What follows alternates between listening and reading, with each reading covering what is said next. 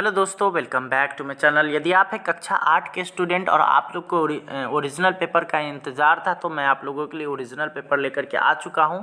ये 100% original paper है, इसकी गारंटी मेरी है।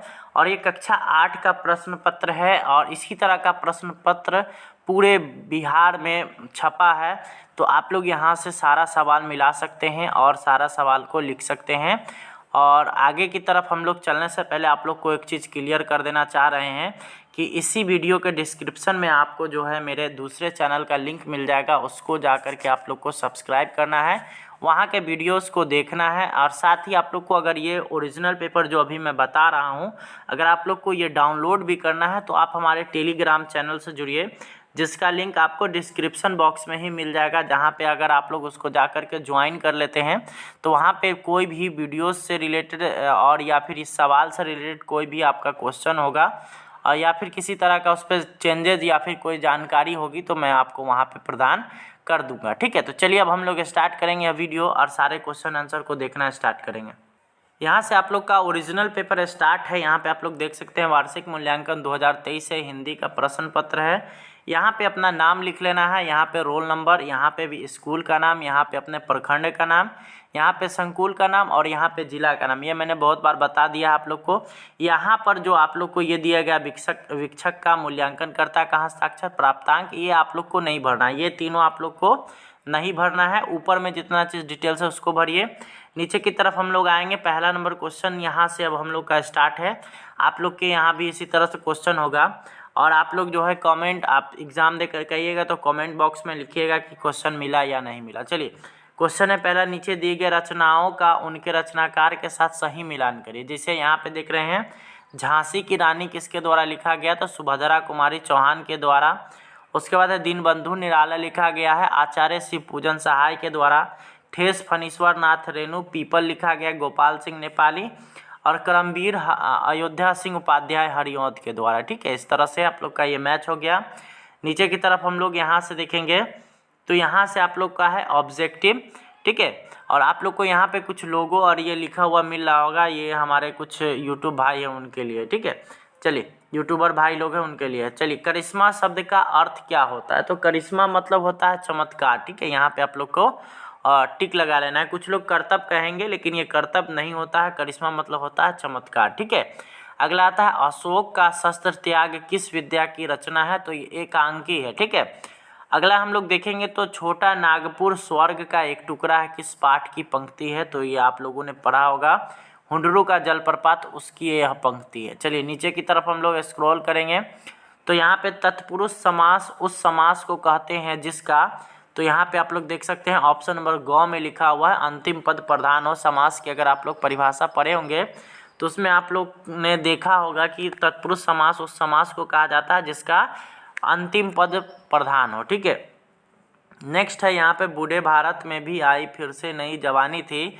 इस पंक्ति में भारत को बूढ़ा कहा गया है क्योंकि, तो इसमें आप लोग देख रहे होंगे ऑप्शन जो दिया गया है, इसमें अगर आप लोग ऑप्शन देखिएगा तो यहाँ पे है भारत गुलाम था, भारत में एकता नहीं थी, तीसरा भारत का इतिहास प्राचीन है और भारत की दशा शिथिल और जर्जर हो चुकी थी। तो इसका सही आंसर हो जाएगा आपका ऑप्शन नंबर ग, भारत का इतिहास प्राचीन है। अगर आप लोगों ने पहले सारा कुछ वीडियोज हमने जो डाला है अगर वो आप लोगों ने देखा होगा तो ये सारा सवाल आप लोग को मिलेगा। चलिए, नीचे अगला आता है, नीचे दिए गए प्रश्नों के उत्तर 1-2 शब्दों में लिखिए। तो यहाँ पर है सामाजिक कुरीतियों को दूर करने वाला क्या कहलाता है? तो इसका आंसर हमको नहीं मिल पाया तो इसलिए हम इसको छोड़ दिए हैं। अगर आप लोग जानते होंगे तो इसको यहाँ पे लिख लेंगे और हमारे कमेंट बॉक्स में भी लिख देंगे। अगला आता है मैथिल कोकिल किसे कहा जाता है? तो विद्यापति को मैथिल कोकिल कहा जाता है। अगला आता है आँख का तारा मुहावरे का अर्थ क्या होता है? तो इसका होता है अति प्रिय होना, यानी मतलब बहुत ज़्यादा प्रिय होना। अगला है विक्रमशिला कहाँ अवस्थित है? विक्रमशिला अभी वर्तमान में भागलपुर जिला में है। ठीक है, अगला आता है संधि कितने प्रकार के होते हैं? तो संधि जो होता है वो होता है 3 प्रकार का। चलिए, अब आगे की ओर अब हम लोग बढ़ते चलेंगे तो यहाँ पर आएगा आप लोग का चौथा नंबर क्वेश्चन, वो है निम्नलिखित पंक्तियों के भावार्थ लिखे। भावार्थ मतलब यहाँ पर जो पंक्ति दिया गया है इसका मतलब क्या है वो बताना। भावार्थ मतलब होता है मतलब। ठीक है, तो यहाँ से आप लोग देख सकते हैं यहाँ पर लिखा हुआ है प्रस्तुत पंक्ति पीपल पाठ से, यहाँ पर जो आप देखिएगा पंक्ति जो लिखा हुआ है, ऊपर विस्तृत नभ नील नील, नीचे वसुधा में नदी झील, जामुन तमाल इमली करील, जल से ऊपर उठता मृणाल, फुनगी पर खिलता कमल लाल। ठीक है, तो यहाँ पर देख लीजिए प्रस्तुत पंक्ति पीपल पाठ से लिया गया है।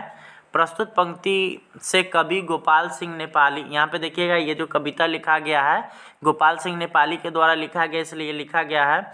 यह कहना चाहते हैं कि यह पीपल का वृक्ष अचल और अटल खड़ा है, इसके ऊपर नीला आकाश है, धरती पर नदी और झील है, उसके आसपास जामुन तमाल इमली और करील के पेड़ खड़े हैं और तालाब में कमल खिला हुआ है। ठीक है, ये आप लोग का इसका 100% करेक्ट आंसर हो गया। अगर आप लोग इससे बेटर आंसर जानते होंगे तो उसको लिख सकते हैं। चलिए अगला हम लोग 5वां नंबर यहाँ पे देखेंगे।